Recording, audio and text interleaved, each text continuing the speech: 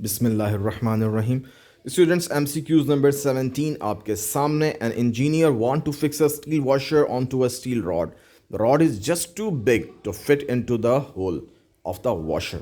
ठीक है, रॉड जो है वो हम फिक्स नहीं कर पा रहे वॉशर में, तो अब इसके लिए किस ऑप्शन पे जाएंगे? How can the engineer fit the washer on on to the rod. अब देखें, एक बात है, या तो दो काम कर लें, या तो आप इस रॉड को कूल डाउन करके कॉन्ट्रैक्ट कर लें, तब ये इस होल में स्टील वॉशर में जो है ये इंसर्ट कर सकते हैं आप इसको।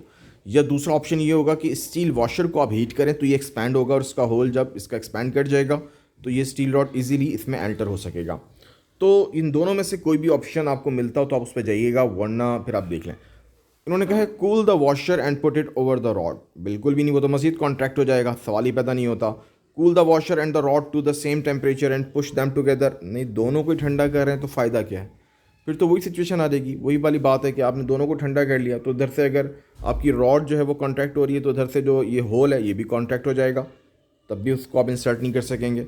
Heat the rod and then place it on the roll. फिर तो सवाल ही पैदा नहीं होता, फिर तो आपके पास रॉड को हीट करने पर वो मज़ीद एक्सपैंड हो चुका होगा और मज़ीद मुश्किल हो जाएगा उसको इंसर्ट करना। Heat the washer and then place it over the rod. बिल्कुल ठीक है कि आप वॉशर को हीटअप करें और उसके बाद जब रखेंगे तो वो फिर इजीली इंसर्ट हो जाएगा। तो ऑप्शन नंबर डी बिल्कुल करेक्ट ऑप्शन है। नेक्स्ट MCQs की तरफ चलते हैं 18 पे। Why does the convection take place in a liquid when it is heated. अच्छा जी, एक एक ऑप्शन को गौर से पढ़ेंगे और देखेंगे इन्होंने क्या कहा है। Why does convection take place in a liquid when it is heated. अब आप ये सोचें कि जब आप हीट करते हैं लिक्विड में तो होता क्या है। मैं थोड़ा सा यहीं पे आपको एक्सप्लेन करने की कोशिश कर दूं कि क्या हो रहा होता है। तो जब आप हीटअप कर रहे होते हैं लिक्विड को किसी भी, तो उसको हीटअप करने की वजह से होता उसमें ये है कि ये बीकर है और यहाँ से हम उसको हीट सप्लाई कर रहे हैं। मान लेते हैं क्यों, हम हीट के लिए वैसे वर्ड यूज़ करते हैं, तो हीट दे रहे हैं उसको हम यहाँ से। ठीक है, अब जब हम हीट देते हैं ना तो मॉलिक्यूल जो करीब करीब होते हैं उनके दरमियान, जैसे ये मॉलिक्यूल हैं पहले करीब हैं, तो अब ये जो इनके दरमियान गैप है ये ज़्यादा हो जाता है, और गैप ज़्यादा होने की वजह से फिर अब यहाँ पे ये जो मॉलिक्यूल हैं आपके, जब इनके दरमियान गैप ज़्यादा हो जाएगा तो इनका वॉल्यूम ज़्यादा हो जाएगा। यानी अब ये आपके पास देखें, सॉरी ये मेरे पास इसको सेलेक्ट करना था, ये अब आप देखें तो इनके दरमियान गैप ज़्यादा हो गया है पहले के मुकाबले में। ऊपर वाले मॉलिक्यूल तो ठंडे हैं तो उनके दरमियान गैप कम है, तो नीचे वालों के दरमियान गैप ज़्यादा होने से इनकी डेंसिटी कम हो गई है, ऊपर वाले ज़्यादा डेंस हैं। तो ये वाले जो डेंसिटी जिनकी कम हो गई है ये ऊपर उठना शुरू हो जाते हैं, और जो गैप बनता है उसको फिल करने के लिए जो मॉलिक्यूल्स हैं वो ऊपर से नीचे आना शुरू हो जाते हैं। जब वो नीचे आते हैं तो ये गर्म मॉलिक्यूल ऊपर उठ रहे होते हैं क्योंकि इनकी डेंसिटी कम होती है। और ये बात तो आप जानते होंगे कि लो डेंसिटी वाले पार्टिकल्स हमेशा ऊपर उठते हैं, पानी में ऊपर आ जाते हैं, और हाई डेंसिटी पार्टिकल्स पानी में सेटल डाउन हो जाते हैं। तो यहाँ पे लिक्विड के जो अपने मॉलिक्यूल्स हैं जो बॉटम में होते हैं वो एक्सपैंड होते हैं, और यहाँ पे लिक्विड एक्सपैंड होता है। बेसिकली लिक्विड एक्सपैंड होने की वजह से जो मॉलिक्यूल्स के दरमियान डिस्टेंस है वो इंक्रीज़ हो जाता है और वो लिक्विड ऊपर की तरफ मूव करता है। तो लिक्विड एक्सपैंड होता है हमारे पास, liquid expands when they are heated. बिल्कुल सही स्टेटमेंट है, ये जस्टिफाई भी कर रहा है इस MCQs को, लेकिन बाकी भी हम देखेंगे गौर करके वन बाय वन कि वो क्यों जस्टिफाई नहीं कर रहा है। Liquid starts to bubble when they get close to boiling point. इस बात का कोई ताल्लुक नहीं है कन्वेक्शन के साथ। ठीक है, वैसे ये बात अपनी जगह पे ठीक है कि वो बबल तो देगा जब बॉइलिंग पॉइंट करीब आता है इस तरह से, लेकिन बहरहाल ये कन्वेक्शन को जस्टिफाई नहीं कर रहा। नंबर सी पे चलते हैं। Molecules in the liquid expands when they are heated. अब मॉलिक्यूल्स खुद फूलना शुरू नहीं हो जाता। ऐसा नहीं है मॉलिक्यूल्स के अंदर हवा भर गई और मॉलिक्यूल्स खुद फूले जा रहे हैं, नहीं नहीं नहीं, ऐसा नहीं होता, बिल्कुल भी ऐसा नहीं है। लिक्विड एक्सपैंड करता है, मॉलिक्यूल के इन दरमियान इंटरमॉलिक्यूलर डिस्टेंसेस इंक्रीज कर रहे होते हैं। ये वाला स्टेटमेंट बिल्कुल ठीक नहीं है। ठीक है ना, मॉलिक्यूल कोई उसमें हवा नहीं भर जाती कि वो फैलना शुरू हो जाएगा या फूलना शुरू हो जाएगा, एक्सपैंड करना शुरू कर देगा, बिल्कुल ऐसा नहीं है। नंबर डी की बात करते हैं। Molecules near to the surface of the liquid escape into the air. ये बात ठीक है कि मॉलिक्यूल स्केप तो करेंगे एवापोरेशन की वजह से, लेकिन वो एवापोरेशन को जस्टिफाई कर रहा है, वो कन्वेक्शन करंट को जस्टिफाई नहीं कर रहा, वो सिर्फ यही कर रहा है ऑप्शन।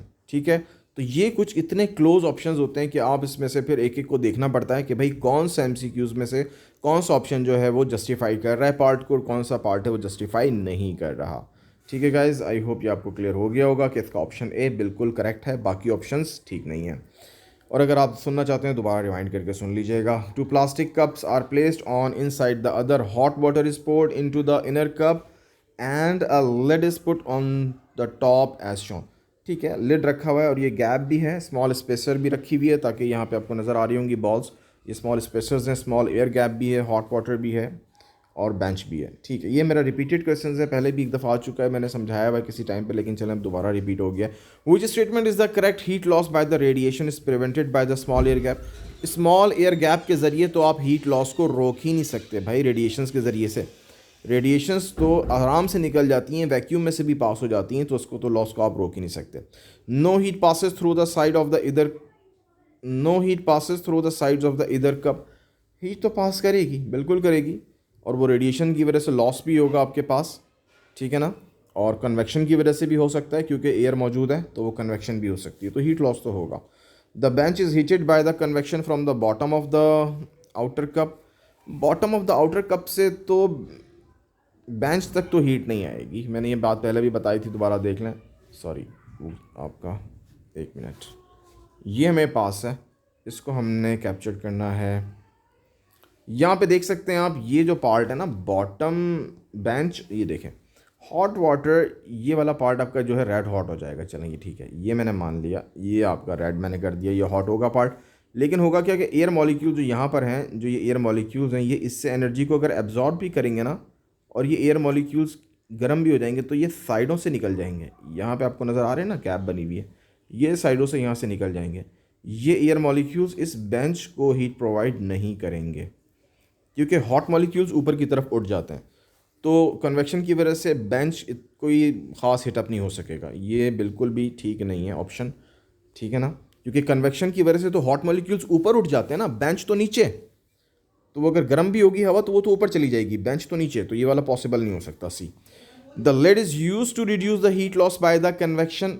ये बात बिल्कुल ठीक है कि ये जो ढक्कन ऊपर रख दिया गया है, तो ये कन्वेक्शन जो गैसेज ऊपर की तरफ उठ रही होंगी हमारे पास, ये उनको रोकेगा, और उनको जो हीट लॉस है वो फ़ौरन ही वो टकरा के इसके साथ ये फ़ौरन ही क्या होंगी, दोबारा लिक्विड फॉर्म में कन्वर्ट हो जाएंगी, और वो जो हमारे पास हीट लॉस है ये उसको कंट्रोल कर सकेगा। तो लिड को हम यूज़ कर रहे हैं, reduce the heat loss by the convection, ये बात बिल्कुल ठीक है, ठीक है जी, क्योंकि वो जो वार्म एयर है, वो जो वार्म गैसेस हैं आपके पास, हॉट मॉलिक्यूल्स हैं, वो ऊपर की तरफ उठेंगे तो लिड उनको रोकेगा, और उनके रास्ते में एक रुकावट बनेगा और वापस कहेगा उन्हें नीचे जाओ। ठीक है जी, थैंक यू गाइस, ये आपको क्लियर हो जाना चाहिए। और नेक्स्ट MCQs है, what is the unit of the wavelength. वैसे क्लास में जब ये पहला पूछा जाता है ना, वेवलेंथ का सिंबल बना दिया जाता है और पूछा जाता है बेटा इसका यूनिट बताओ क्या है, तो बहुत कम स्टूडेंट्स हैं जो इसका आंसर करते हैं what is the unit of the wavelength. ये सिंबल है इसका, इसको हम कहते हैं लैम्डा, और पूछा जाता है इसका यूनिट बताओ क्या होता है, तो एक लम्हे के लिए सोच में पड़ जाते हैं। तो भाई बात सिंपल सी है, वेव लेंथ है, नाम के साथ लेंथ भी लिखा हुआ है, तो फिर इसका यूनिट क्या होगा, एक ही यूनिट होगा, और वो होगा मीटर। ठीक है जी, B option is the correct one. I hope ये आपको सारे क्लियर हो गए होंगे। Thank you guys, so nice of you. अल्लाह हाफिज़।